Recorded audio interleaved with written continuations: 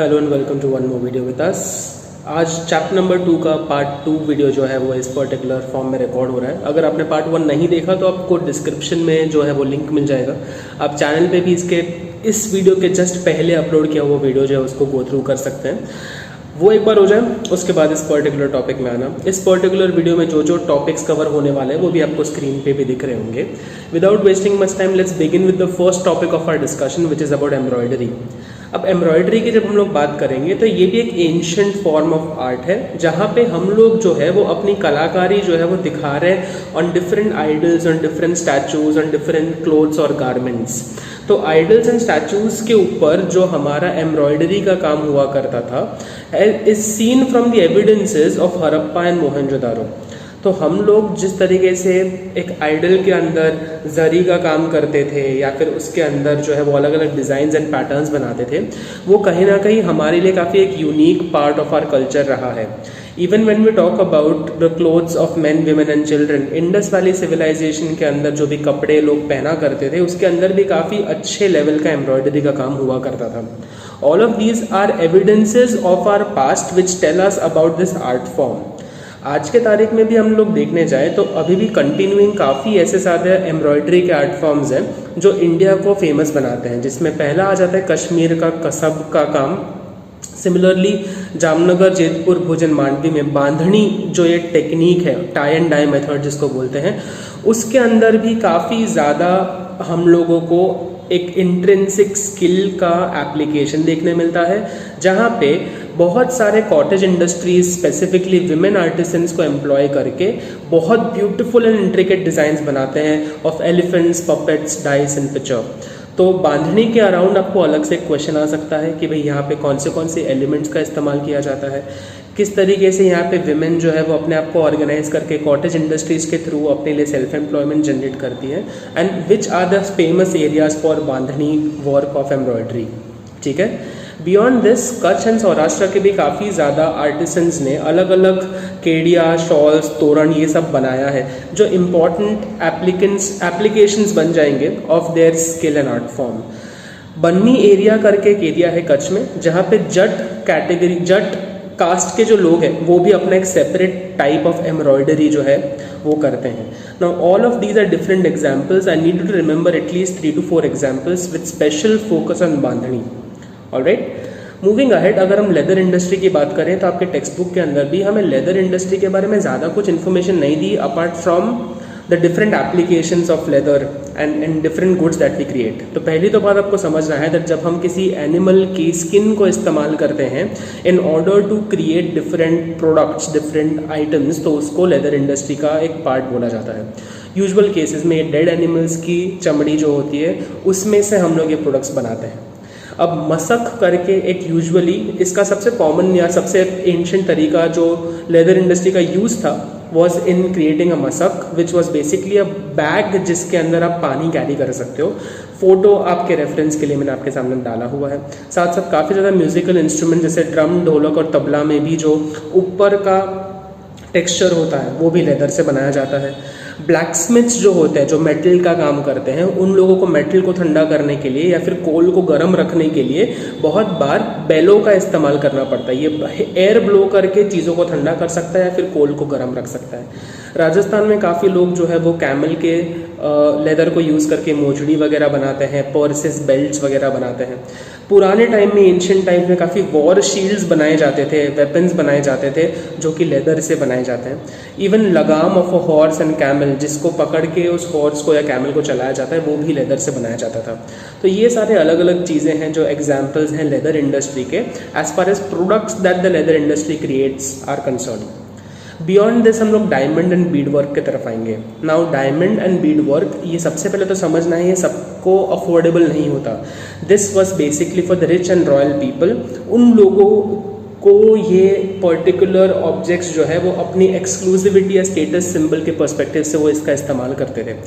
Rich and royal people use to demand a lot of different things like bracelets, thrones, crowns, जिसके अंदर बहुत ज़्यादा diamond and bead work का इस्तेमाल हुआ करता था।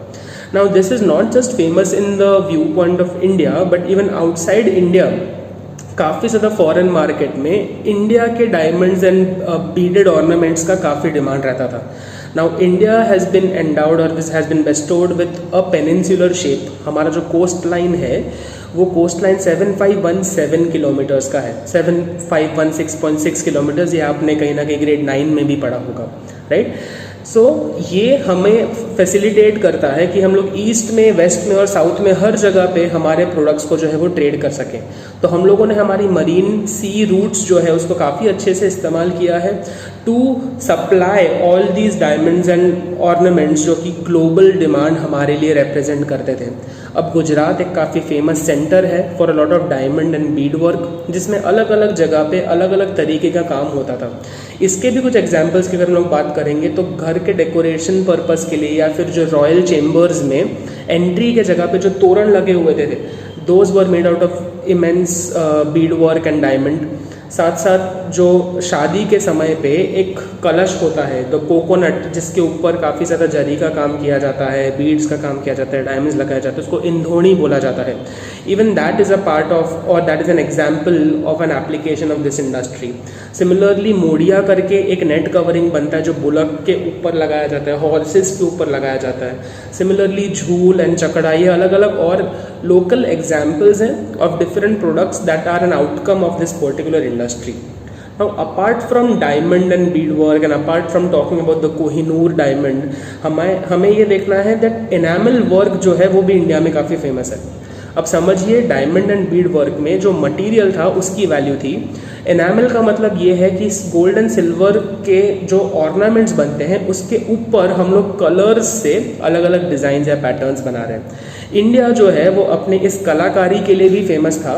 हम लोग डेफिनेटली आगे इनले वर्क के बारे में सेपरेटली भी एक पर्टिकुलर टॉपिक देखेंगे, बट एनामल वर्क का सिंपल मतलब ये है कि हम लोग गोल्ड एंड सिल्वर के ऑर्नामेंट्स के अंदर ब्राइट कलर से अलग अलग पैटर्न्स एंड डिज़ाइन बनाने वाले हैं।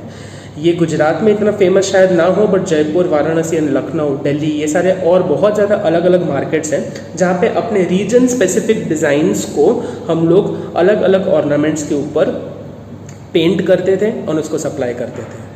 तो आई होप ये diamond, Beed work and enamel work का भी जो टॉपिक है वो आपको समझ में आया हो। बियॉन्ड दिस हम लोग जरी वर्क के बारे में अगर बात करेंगे तो हमें ये पता होना चाहिए कि काफ़ी ज़्यादा क्लोथ्स एंड गारमेंट्स जो होते थे, जो राजा रिच लोगों की बात करें या फिर रॉयल लोगों की बात करें, वो लोग प्रेफर करते थे कि वो अपने कपड़ों के अंदर ये गोल्ड एंड सिल्वर की जरी का वर्क करवाए। इसको जारदोशी वर्क भी बोला जाता है, जहाँ पे निटिंग एंड एम्ब्रॉयडरी का जो काम, कपड़े सीलने का काम और कपड़े पे डिज़ाइन बनाने का काम इतने एक्सपेंसिव मेटल्स के थ्रेड से बनाया जाता था। सूरत आज भी जरी वर्क के लिए काफ़ी फेमस है। Different types of designs like the typical Surati sari, panetar and gharchola, जिसके एग्जाम्पल्स के फोटोज़ मैंने आपके सामने भी रखे हुए हैं। दिस क्लियरली शोज़ कि ये पर्टिकुलर टाइप ऑफ पैटर्न या डिज़ाइन जो इसमें कितने ज़्यादा इंट्रिकेटली और कितने अच्छे से ये पैटर्न्स को बनाया जाता था, जिसके लिए यहाँ से काफ़ी ज़्यादा बार जो है वो फॉरेन मार्केट्स में हमारे प्रोडक्ट्स एक्सपोर्ट भी होते थे, right. So zari work is again an artisan related skill जो कि गुजरात में, स्पेसिफिकली सूरत में काफ़ी ज़्यादा फेमस है। बियॉन्ड दिस मेटल वर्क की अगर हम लोग बात करेंगे तो ह्यूमन हिस्ट्री को अगर हम लोग केवमैन से आगे देखने जाए तो पहले हम स्टोन एज में थे। स्टोन एज के बाद हमें मेटल्स के बारे में चीज़ें समझ में आने लगी और हम लोग मेटल एज की तरफ आए। अब मेटल्स को इस्तेमाल करना फॉर आर पर्पस, उसको एनग्रेविंग बोला जा सकता है और ये काफ़ी ancient and famous art form of India है। अब हमने अलग अलग टाइप के मेटल्स देखे हैं और हर मेटल का यूज़ जो है वो अलग होता है, डिफरेंट होता है, यूनिक होता है। अगर हम प्रेशियस मेटल्स की बात करें जैसे कि गोल्ड एंड सिल्वर, तो इसको यूजुअली जो है वो ज्वेलरी एंड ऑर्नामेंट्स बनाने में इस्तेमाल किया जाता था। काफ़ी और ज़्यादा स्ट्रॉन्ग मेटल्स है जैसे कॉपर एंड ब्रॉन्ज, जिसको एंशिएंट टाइम्स में वेपन्स, यूटेंसिल्स एंड भगवान के आइडल्स बनाने के लिए इस्तेमाल किया जाता था। लोथल जो एक एंशिएंट साइट है, आर्कियोलॉजिकल साइट है, वहाँ पे काफ़ी ज़्यादा ऐसे वेपन्स देखने को मिले जैसे कि सिकल, ड्रिल एंड नीडल, जिसके इमेजेस भी आपको आपके स्क्रीन के ऊपर अभी दिख रहे होंगे। ये सारे इमेजेस जो है वो रिप्रेजेंट करते हैं ऑफ अ टाइम जहाँ पे मेटल के यूटेंसिल्स, मेटल के वेपन्स वगैरह बनाए जाते थे। तो this goes on to show that हमारे पास वो स्किल था, हमारे पास वो रिसोर्स था और हम लोगों ने जो है वो उसका काफ़ी अच्छा यूज़ किया था since ancient times. But of course आज अगर देखने जाएं तो because of the huge population and scarcity of resource, copper and bronze जैसे मेटल्स की जो वैल्यू है वो काफ़ी एक्सपेंसिव हो गई है। तो आज के तारीख में सबसे ज़्यादा कॉमन क्या यूज़ होता है? आयरन यूज़ होता है, स्टील यूज़ होता है to create a lot of different instruments and weapons that we see around ourselves today. Alright, metal work के आगे अगर हम लोग जाएंगे तो वुडन आर्ट के बारे में कुछ चर्चा होने वाली है ना। वुड इज़ बेसिकली जो लंबरिंग करके पेड़ काट के जो हमें मिलता है वुड, उसके अलग अलग यूजेस के बारे में बात हो रही है ना। वुड का जो यूज़ है वो over a period of time काफ़ी चेंज हुआ है। पहले हम लोग वुड को सिर्फ as a source of energy, as a source of fuel use करते थे, जहाँ पे लकड़ी को जला के खाना वगैरह बनाया जाएगा, घर को गर्म रखा जाएगा।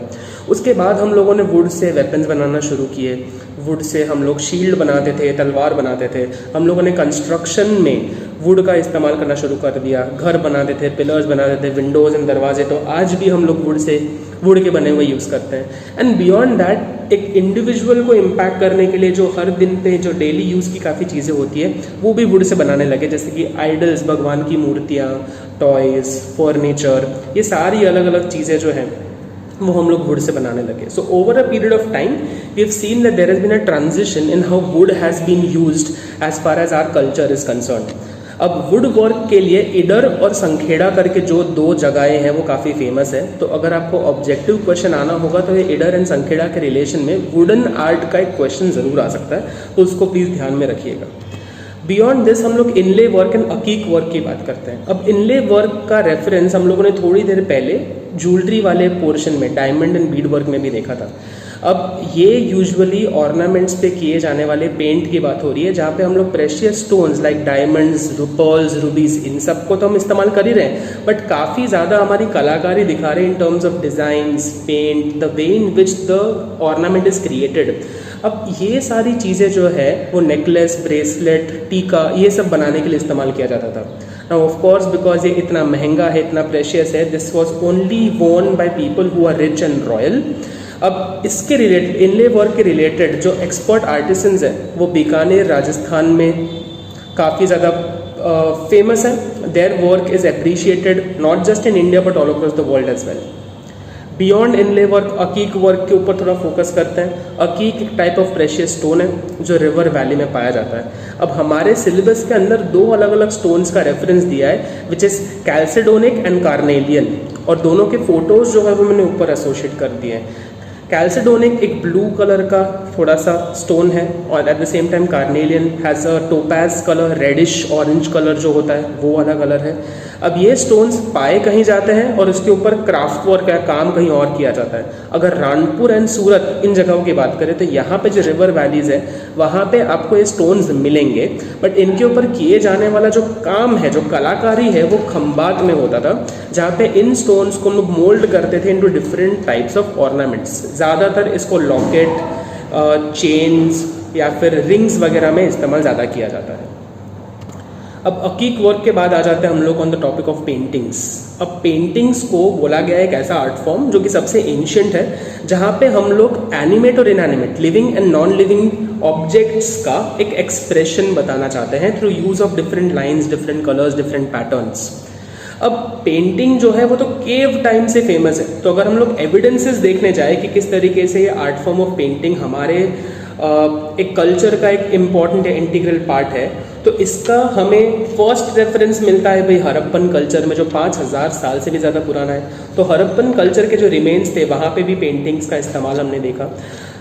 भीमबेटका में काफ़ी ज़्यादा केव्स हैं, जिन केव्स के अंदर एनिमल्स एंड बर्ड्स के काफ़ी ज़्यादा पेंटिंग्स बनाए गए हैं। Even when we talk about the Ajanta and Ellora caves के अंदर काफ़ी ज्योमेट्रिकल डिज़ाइंस का इस्तेमाल किया गया है, जहाँ पे elephant, rhino, dear, cave man, usual lifestyle में कौन सी चीज़ें हम करते हैं, उन एक्टिविटीज़ का डिस्क्रिप्शन उन लोगों ने उन केव पेंटिंग्स में किया है। आज के तारीख में भी पेंटिंग हमारे कल्चर, हमारे रिचुअल्स, हमारे ट्रेडिशन का एक बहुत अहम हिस्सा है, जहाँ पे हर पूजा या हर अच्छे समय पे हम स्वस्तिक बनाते हैं। हम लोग रंगोली से हमारे त्योहारों को जो ज़्यादा वाइब्रेंट बनाते हैं, ज़्यादा सेलिब्रेट करते हैं। हर पूजा में गणेश भगवान की मूर्ति होना या हर फेस्टिवल में गणेश भगवान की एक प्रकृति बनाना हमारे लिए एक इम्पॉर्टेंट इंटीग्रल पार्ट हमारे लिए बन चुका है। So all of these things represent how painting is still continued as a part of our tradition, as a part of our culture, and इस चीज़ को globally जो है वो appreciate किया जाता है और celebrate किया जाता है। बहुत ही क्विक एंड सिंपल फॉर्मेट में मैंने फटाफट ये सारे टॉपिक्स कवर कर दिए थे। ज़्यादातर चीज़ें फैक्चुअल है, इस वजह से मैं ज़्यादा टाइम आपका वेस्ट नहीं करना चाहता था। नोट्स काफ़ी पिक्टोरल फॉर्म में है, कलरफुल फॉर्म में है, अट्रैक्टिव फॉर्म में है। अगर इस चीज़ को अच्छे से गो थ्रू कर लोगे तो आपका काम जो है वो आसानी से बन जाएगा। इस वीडियो में इधर तक बातचीत रखते हैं, बाकी थर्ड पार्ट में आगे के टॉपिक्स भी कवर करेंगे। That's going to be all from me. I hope आपको ये मेहनत एफर्ट जो है वो अच्छी लग रही है। अगर अच्छी लग रही है तो प्लीज़ कमेंट करके ज़रूर बताइएगा। That's all from me, thank you so much.